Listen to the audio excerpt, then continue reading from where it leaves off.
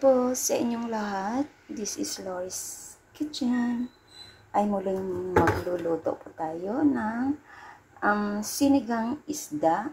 Ayan pa. Ito yung buntot ng talakito. At meron po tayo ditong sitaw, okra, bok choy, talong. At ito po ang ating pangsigang. Ito po ang ating igigisa. Igigisa po natin muna siya bago natin isigang. So, ito po ay style ko po ito sa aking pagluluto. So, samahan niyo po ako sa aking sinigang na isda with my own version. Prito ko muna po itong aking isda para tanggal talaga ang kanyang lansa. So, ngayon, balik pa rin po natin. Ayan. Napansin niyo po na konti lang ang aking mantika. Yan. Para hindi na natin po may naman. Tama lang siya. Tayong paulit-ulit ng mantika. Ayan. Takpan po natin. Check po natin. So, pwede na siguro ito kasi ang pag-prito natin hindi naman siya pastada. Kailangan takpan natin. At magpalit po tayo ng so dito, maglalagay tayo ng olive oil. Olive oil na po ang ating pang-isa. So, ilagay na po natin yung ating luya. Bawang. Sunod-sunod ko na yan. Ayan. Dito sa kabila ay ang yan. Para pag naluto ay sabay-sabay na.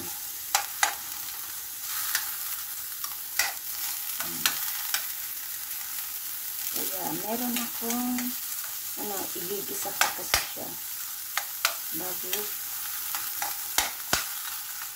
sa bawang.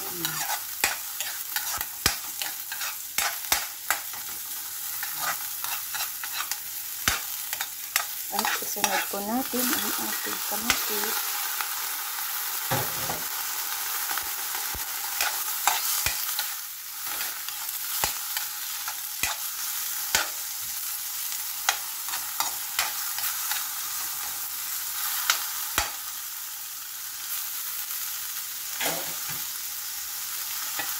At dyan ko po ilalagay ang ating isda.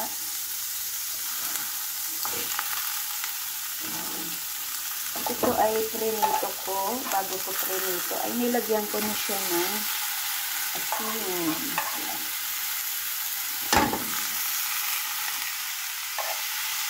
Ayan. So, ayan. So, maglagay po ako ng black pepper.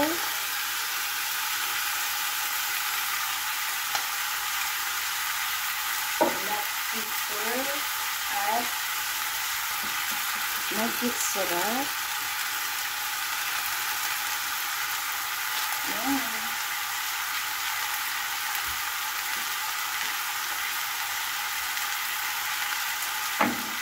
At dito ay maglalagay tayo ng sabay.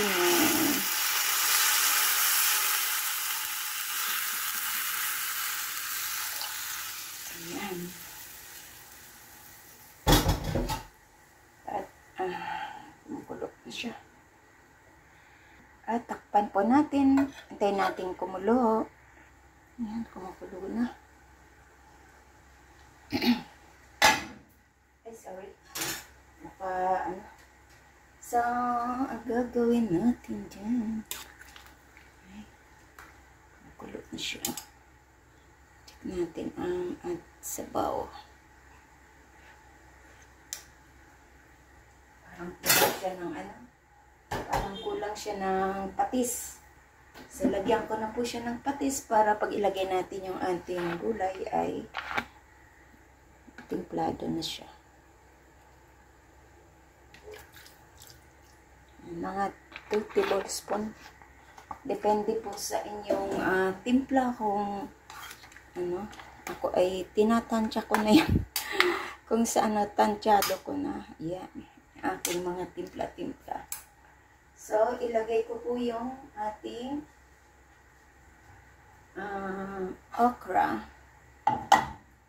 Dandahan. Kasi Diyos ko, maingay ako sa kusina. Yan. Lagay ko na po ang ating talong.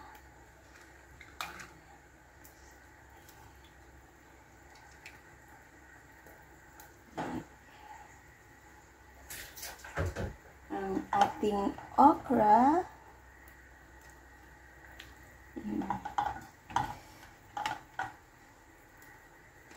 Parang parang sikip dito sa aking kawali Pero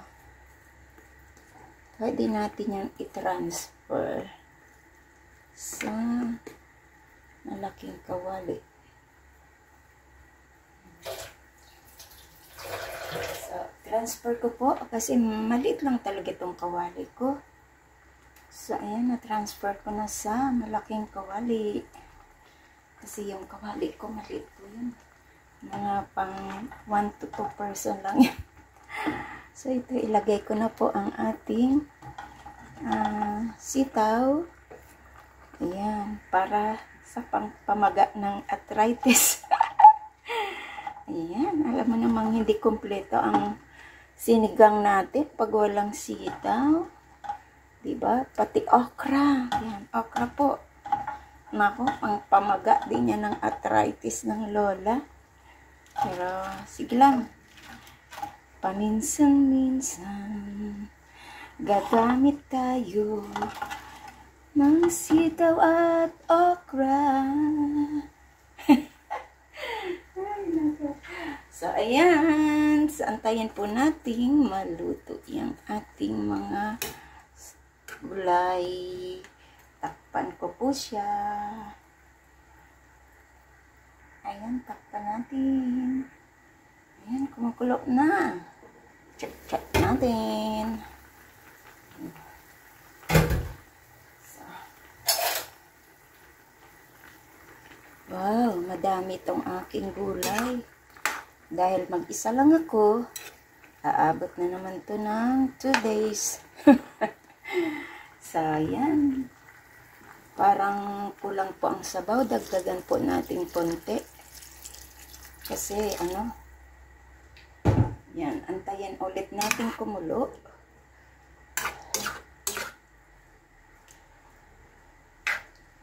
Check natin ulit ang timpla. Kasi, pag kumulo siya, ilagay natin yung bok choy. Bakit po bok choy ang inilagay ko? Dito po sa amin, sa Imus, mahal po yung bok choy. Oo, 3 piraso, parang magandang klase din. Nasa 40. Diyos ko mayo. Oo. Pero, gusto ko sana yan, siya sa oyster sauce na may bawang. Kaso lang, no time na ako, kaya napabayaan ko, kaya kisa sa mabulok, lagay ko na lang siya dito sa ating sinigang isda. Oh, sarap. Pero kulang pa rin siya ng kulang pa siya sa ating patis. So, dagdagan ko po siya. Kasi nagdagdag ako ng magic sarap lang yan. Wala na kahit iba. Yan. At antayin natin kumulo. So, ayan, kumulo na. Ilagay ko na yung ating bok choy. Ating bok choy.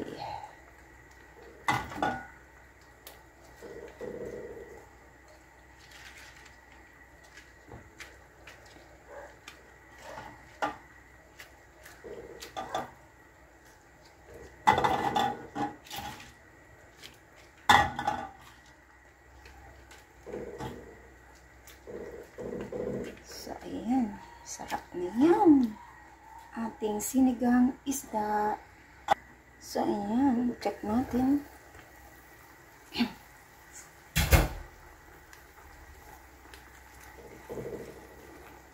Ako po ay pag naglalagay ako ng sinigang mix, kailangan po ang ating gulay ay luto na. Huwag po tayong maglagay ng, hindi po ako naglalagay ng sinigang mix na hindi pa luto ang gulay. Kasi yun po ang dahilan kaya naninigas ang ating gulay na dahon.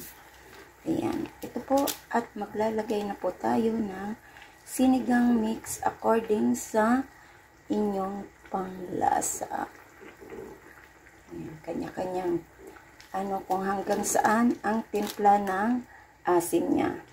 Ako kasi may hyperacidity kaya hindi too much of sour ang aking sinigang. Yung tama lang.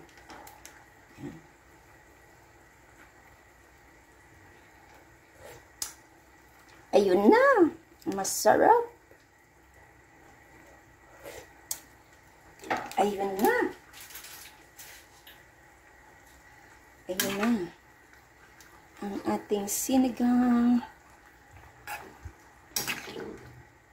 Ang ating sinigang. Diba? Sarap na. Nakahigop ako ng sabaw. Pampalakas ng tuhod. Wala nga lang ng sabong. Ay, thank you. Salamat sa inyo dyan. Wow! Ang sarap na. So, hanguin ko po ito at ilagay ko sa ating serving bowl. At tayo'y kakain. So, ayan na po ang ating sinigang na talakitok. Ayan. Salamat po sa inyong lahat sa pagdalo nyo sa aking premiere for tonight. This is Laurie's Kitchen at sa hindi pa po nakasubscribe ng aking channel, please do subscribe and hit the bell button para lagi kayong updated sa aking malulutuin. Tara, kain na po tayo at umigap ng sabaw ng sinigang na talakitok. Ayan. Thank you and God bless. Bye!